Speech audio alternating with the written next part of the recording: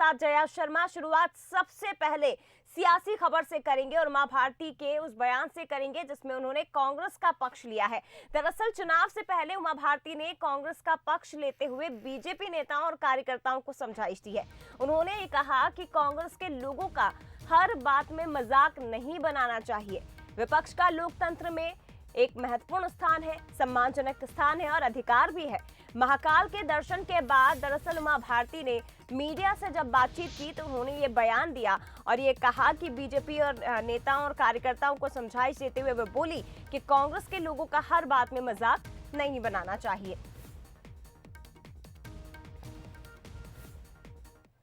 के लिए अब मैं तो बीजेपी के लोगों को भी समझा रही हूँ कि कांग्रेस के लोगों का हर बात में मजाक मत बनाया करो।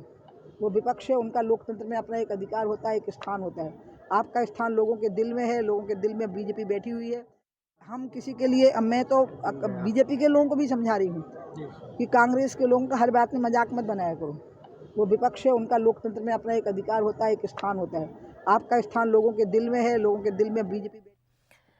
तो सुना आपने उमा भारती ने क्या कुछ कहा है। ज्यादा चर्चा हम करेंगे योगेश यादव जी प्रवक्ता कांग्रेस से, नरेंद्र सलूजा जी प्रवक्ता बीजेपी से हमारे साथ जुड़ गए। इसके साथ ही न्यूज़@ शरद द्विवेदी जी भी हमारे साथ जुड़े हुए हैं। दोनों मेहमानों का आप स्वागत करती हूं। दोनों का रुख करूं उसके पहले शरद जी का मैं रुख करना चाहूंगी।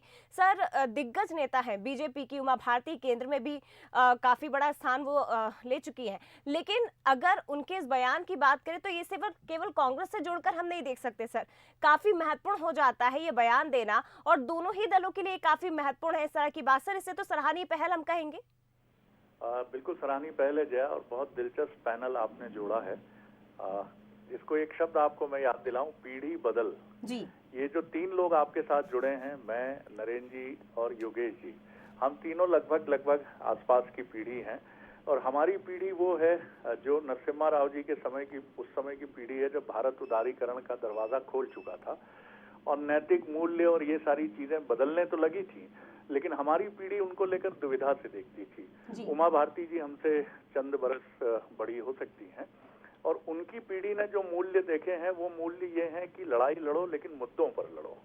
अटल जी की पीढ़ी में ये भाव और गहरा दिखता है, राजीव गांधी जी और उससे पहले की पीढ़ी में ये भाव और गहरा दिखता है।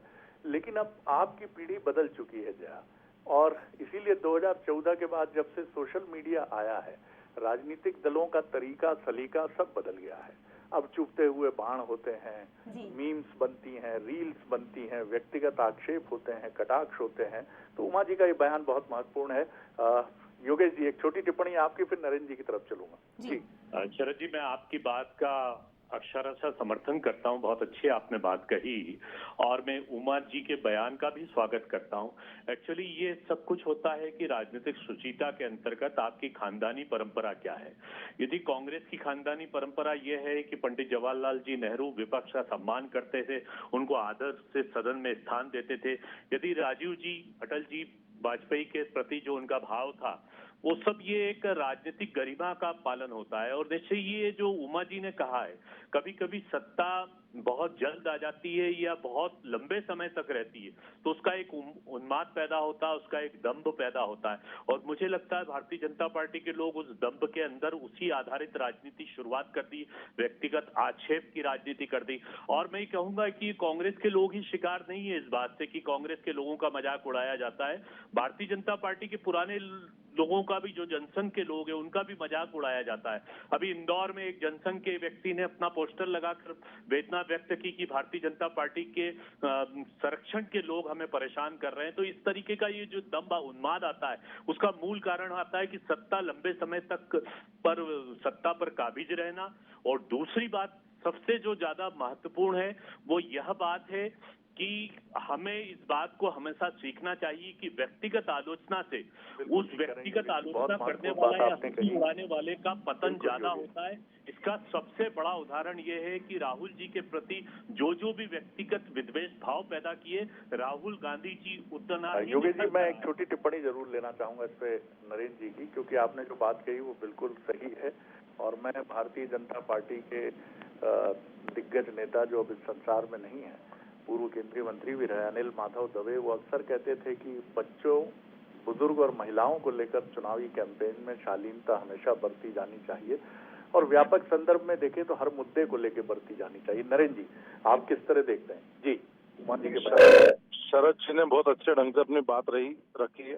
तो वास्तव में ये जो पीढ़ियां हैं और अभी का जो वर्तमान युग है सोशल मीडिया का, इसके अंदर रील्स बनना, मीम्स बनना और व्यक्तिगत टिप्पणियां, ये थोड़ा सा आजकल इसका प्रचलन बढ़ गया है। लेकिन राजनीति में शुचिता निश्चित तौर पर रहना चाहिए, शुचिता के साथ काम करना चाहिए। उन्होंने ठीक कहा, मुद्दों आधारित राजनीति करें, व्यक्तिगत राजनीति और व्यक्तिगत आरोपों से बचना चाहिए, किसी भी परिवार के ऊपर टिप्पणी से बचना चाहिए, क्योंकि राजनीति में हम व्यक्ति से लड़ें तो बेहतर होगा, मुद्दों पर लड़े तो बेहतर होगा, लेकिन परिवारों को जिनका राजनीति से कोई लेना देना नहीं, हम उनको भी घसीट लेते हैं, वो भी गलत है। हाँ, जहाँ तक उमा जी की बात है, मैं समझता हूँ उमा जी ने शायद 3 कारण से बात कही होगी। एक तो वो स्वस्थ राजनीति की पक्षधर रही है, तो उन्होंने कहा है कि विपक्ष का सम्मान करो, उनका मजाक मत उड़ाओ। दूसरा हो सकता है उन्होंने कांग्रेस नेताओं की उम्र देख के सहानुभूति के बतौर कहा हो कि उनकी उम्र को देख के उनका मजाक मत बनाओ। तीसरा हो सकता है, मैं राजनीतिक कारण से कहूं कि जनता ही कांग्रेस का मजाक बना रही है, तो उन्होंने कहा कि भाजपा तो कम से कम मजाक मत बनाए, क्योंकि जो उनकी स्थिति, उनका अंतर्द्वंद, उनकी अंतरकला, जो रोज मजाक बनता है उनका, ग्वालियर में लड़ चलते हैं, इस प्रकार के रोज घटनाक्रम होते हैं, तो हो सकता है उसके तारतम्य में कहा भी 3 संदर्भ हो सकते हैं। लेकिन राजनीतिक में तो यह संदर्भ लेना चाहूंगा कि राजनीतिक शुचिता रहना चाहिए, उसका मैं पक्षधर हूँ। व्यक्तिगत आरोप प्रत्यारोप के बजाय मुद्दों पर राजनीति करना चाहिए, मुद्दों पे ही बात करना चाहिए और एक दूसरे का सम्मान करना चाहिए। बिल्कुल आपने, बिल्कुल सलूजा जी, लेकिन शरद जी ये जया, मैं आपकी तरफ आ रहा हूं। बिल्कुल शरद जी, लेकिन ये काफी महत्वपूर्ण हो जाता है। देखिए अभी तक जितनी भी हमने चर्चाएं की है, किसी भी नेता के बयान पर अक्सर आप यही कहते थे जया कि ये बेहद दुर्भाग्यजनक है कि राजनीति के मंच से कोई नेता इस तरह का बयान दे रहा है। लेकिन आज वाकई में अच्छा लग रहा है सर कि हम इस पर भी चर्चा कर रहे हैं कि कोई दिग्गज नेता, ठीक है कांग्रेस का नाम लिया है, लेकिन ये दोनों ही दलों के लिए है कि आपको शुचिता बरकरार रखनी होगी, आपको गरिमा बरकरार रखनी होगी। विपक्ष की क्या भूमिका है विपक्ष याद रखे, और सत्ता पक्ष का क्या योगदान विपक्ष के लिए होना चाहिए सर, वो भी याद रखना जरूरी है। बिल्कुल ठीक कहा जया आपने, और ये बहुत दुर्लभ होता है ऐसे मंच पे। मैं योगेश जी और नरेंद्र सलूजा जी की बहुत सराहना करूंगा कि उन्होंने इस पूरे मामले में राजनीति को बीच में बिल्कुल नहीं आने दिया। राजनीति की अपनी मजबूरियां हैं, दबाव हैं, लेकिन किसी का मजाक उड़ाना एक बड़ी खराब चीज है, क्योंकि उसका बड़ा लंबा इम्पैक्ट होता है, जिसको हम बुलिंग कहते हैं। स्कूल के दिनों में या कॉलेज के दिनों में जिसको रैगिंग कहा जाता है, बुलिंग या रैगिंग, ये बहुत ही खराब असर छोड़ता है किसी भी मनुष्य पर, जब हम उसके चरित्र का मजाक उड़ाते हैं, उसके परिवार का मजाक उड़ाते हैं, उसकी जीवन यात्रा का मजाक उड़ाते हैं। आप शायद चुनाव जीत सकते हैं ऐसा करके, या उस पर प्रभाव डाल सकते हैं, लेकिन उस व्यक्ति और उसके परिवार या उसके समर्थकों को जो आप हर्ट करते हैं, उसको कभी भी क्षमा नहीं किया जा सकता। इसलिए ये बहुत माइलस्टोन चुनाव के ठीक पहले आया उमा जी का बयान है, और हम सब स्वागत करते हैं इसका। बिल्कुल सर, और उम्मीद भी करते हैं कि इसका असर भी नेताओं पर दिखाई देगा। फिलहाल बहुत धन्यवाद शरद जी। इसके साथ ही 2 राजनीतिक मेहमान हमारे साथ जुड़े थे, नरेंद्र सलूजा जी, योगेश यादव जी, आपका भी बहुत शुक्रिया सर बंसल न्यूज से चर्चा करने के लिए।